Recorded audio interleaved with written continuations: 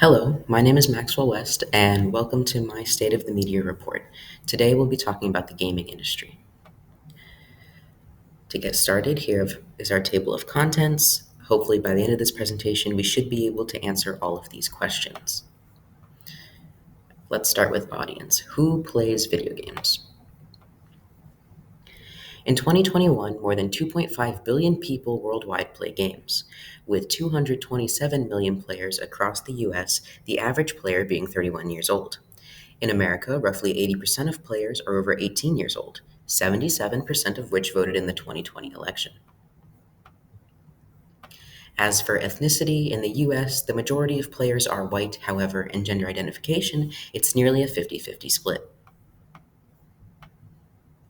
Next, we'll talk about revenue. As well as being the leading gaming market in terms of revenue, the United States is also considered by many as the birthplace of gaming as we know it today. In 2021, the video game market size in the United States is projected to surpass 65.49 billion US dollars, down from the all-time industry high in 2020 with 66.88 billion US dollars. It is estimated that the global gaming market will amount to 268.8 billion US dollars annually in 2025, up from 178 billion US dollars in 2021. North America is set to remain the top grossing gaming market worldwide despite strong growth in the Asian region.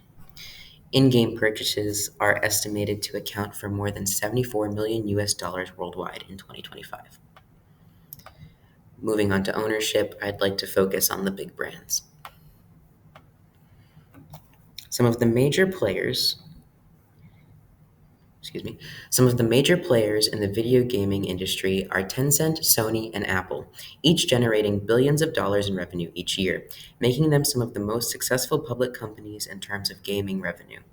Sony's PlayStation 4 is the best seller among current generation consoles, and in 2020, the unit sales of the PlayStation 4 reached more than 112 million units.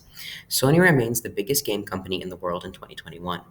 The Japanese tech giant now makes most of its gaming revenue, which totaled to 25 billion last year, with the PlayStation 5, which came out in 2020 and became the world's most popular next-gen video game console.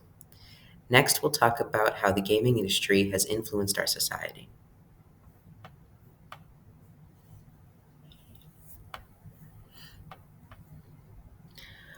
Unlike most other entertainment platforms, video games can connect people of all backgrounds and beliefs.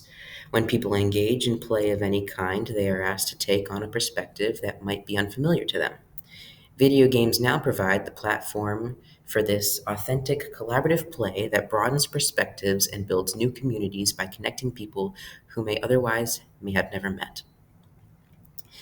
The aesthetics and principles of gaming culture have an increasing effect on mainstream culture. This has led to the gradual acceptance of marginalized social groups and increased comfort with virtual worlds in the pursuit of new means of interaction.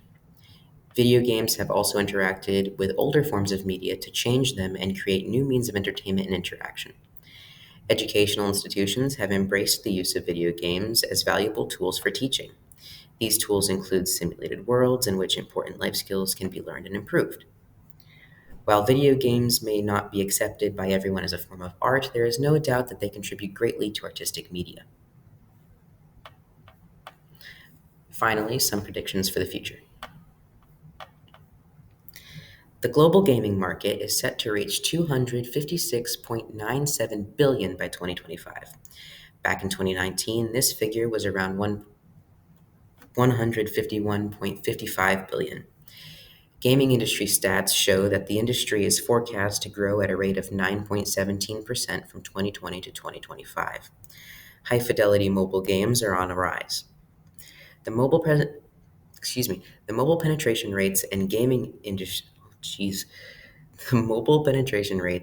smartphone usage continues to skyrocket on a global scale.